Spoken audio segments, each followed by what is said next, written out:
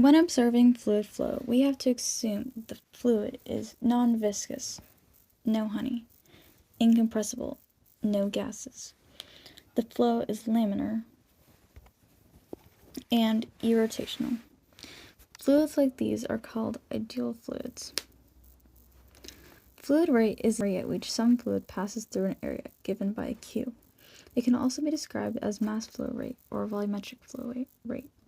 The amount of mass that flows in a certain amount of time, or the volume that flows in a certain amount of time.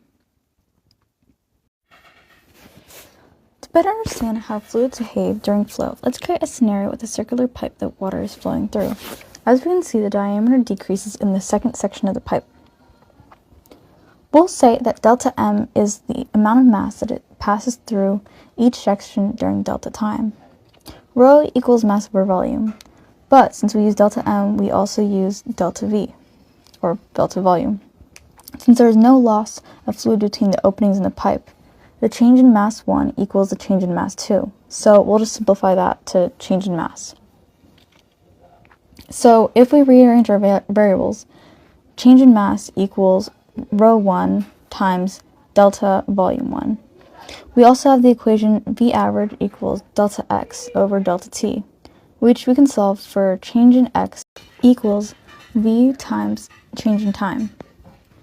The change in volume of the cylinder is cross-sectional area times length.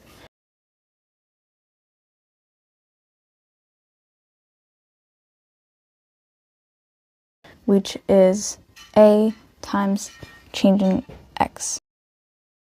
We can substitute change in x into the equation, and we get change in volume equals AV delta t. Substituting back into the equation for mass, we get change in mass equals density times cross-sectional area times velocity times change in time. Since delta M1 equals delta M2, we can set the two equations equal to each other with subscripts. This gives us rho 1 equals A times V1, well, A1 times V1 times delta T equals density 2 times A2 times V2 times delta T. Now we can simplify. Delta T cancels out, and rho 1 A1 V1 equals rho 2 A2 V2, meaning rho AV stays constant.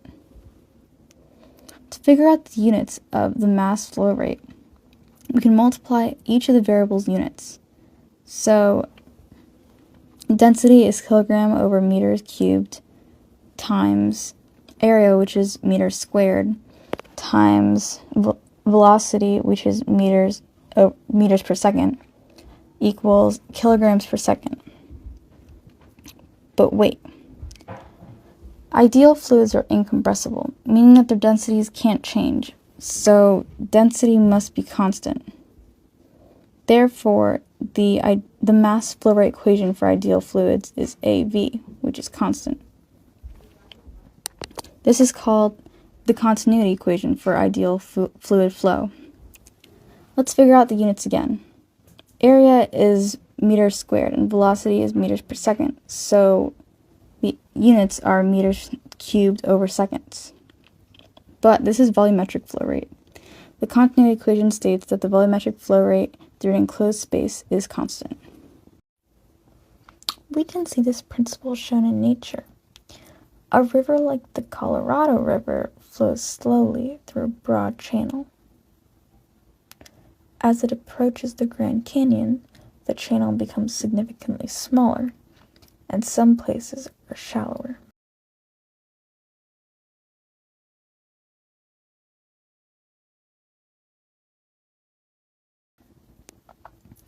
This means that the cross-sectional area decreases.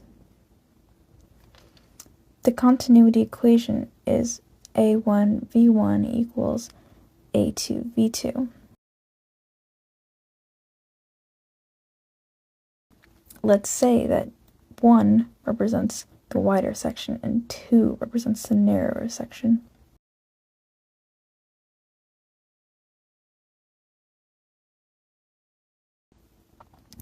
If A2 decreases, V2 must increase to make sure that the equation remains true.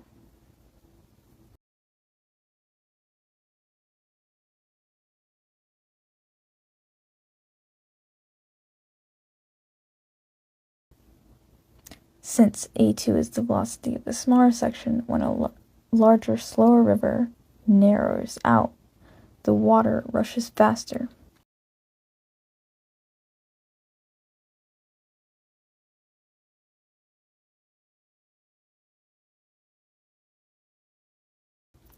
This can create rapids, which are perfect for kayaking or rafting.